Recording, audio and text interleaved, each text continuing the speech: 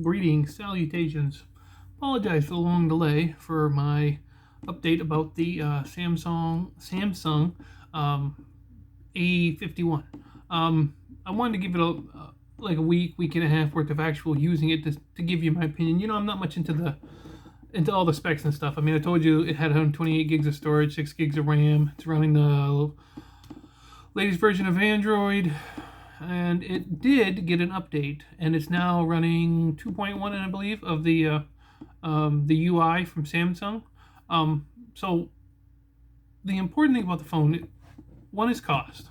I told you it's $275 for this phone with the 6 gigs of RAM. If you get the 4 gig version, you can be around $240 ish. Spend the extra, get the 6 gigs. You would think 6 gigs would be very fast, but there is a slight. There's one drawback to this phone, and that is the processor is an Exynos one from Samsung. It's just not the best. It is the only downside to this phone.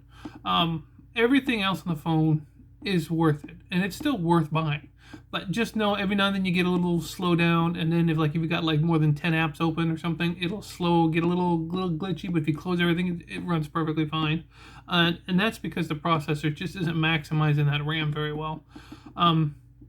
Battery life, extremely good. I mean, you can go all day. If you're a medium user, you could probably go 2 days on this battery easily. I can go all day on this battery, and I'm a heavy user of my cell phone. I use it for just about everything.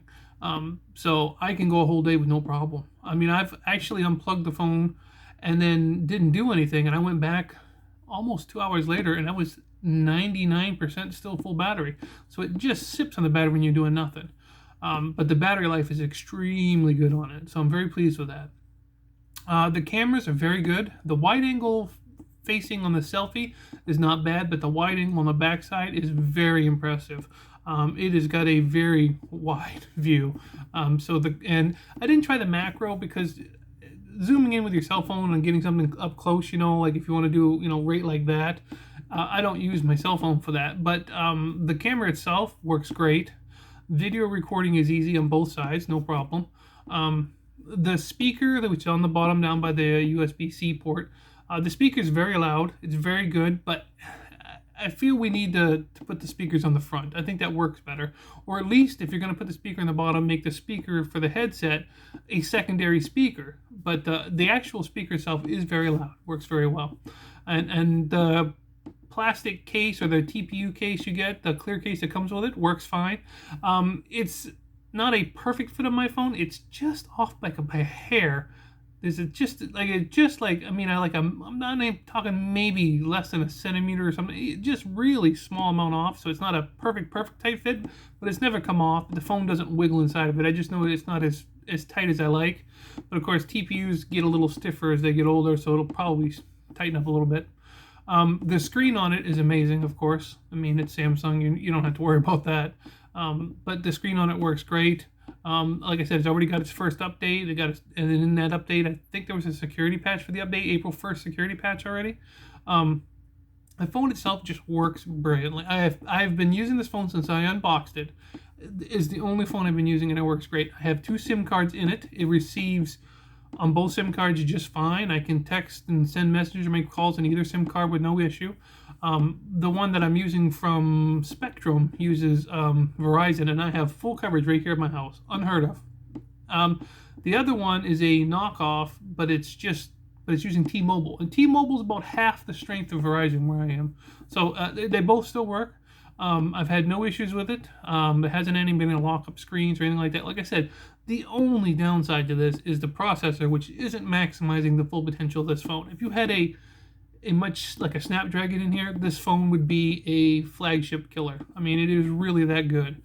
So the price, $275. The screen, amazing. Cameras work great. The speaker is pretty loud, though it is on the bottom. Of course, it's USB-C, which is perfect. And the battery life on it is incredible. I mean, if you're looking for a mid-range phone, less than $300, you can't go wrong with this one. There is the A51, which if you spend, I think, another $50, $60, it's got a better processor. And if you're like me and you're a heavy user, that would probably be the better phone to get. But for the average person, this phone is going to do everything you need to do, and it is definitely worth the price. This is going to be my phone from here on out. My other phone, which was the Galaxy S8 Plus, was just starting to get tired. Wasn't going to get any more updates, so I put that one aside. I haven't gotten rid of it because it's always good to have a backup phone. But this phone is amazing. So if you're thinking of picking up a phone and you're an average to kind of high end user, it'll be perfect. But if you're somebody that does a lot of like gaming and stuff, you definitely want to go with a faster processor. The games on here are fine. I play a few games. I'm not a big gamer, but the games I do play work perfectly fine on here with no problem. It's just that processor, every now and then you can see it, and it's just like, and I mean every now and then, I mean like, once every couple of days I have a little glitch. So it's not a big deal, and like I said, I use my phone for a lot of things, so if I'm only getting that everything, the average person will probably never have any issues with it at all. But for the price, you can't go wrong. Anyway, that's my fast update on when the phone's working. If you're interested in it, pick it up. I got mine off eBay, and there's quite a few people selling on eBay. But when you're looking, make sure you get the 6 gig version. For the extra $30-40, that extra 2 gigs is nice to have, especially if you get the processor that's in here from Samsung. It just, with the 4 gigs, I think it might be a little less off. I'm not sure if the 4 gigs comes with a Snapdragon. It may. If you can get a 4 gig with a Snapdragon, it'll probably be fine. But I think they don't. But I'm not 100% sure about that. So do a little research on it. And if you're somebody that's a heavier user than me, which would be, I'd be surprised because I use my phone for a lot. Probably the A51 would be the better one to go for. But you can't go wrong with this one. I love this phone, so I'm sure I'll have it for years to come. All right, thanks for watching. We'll catch you in the next video.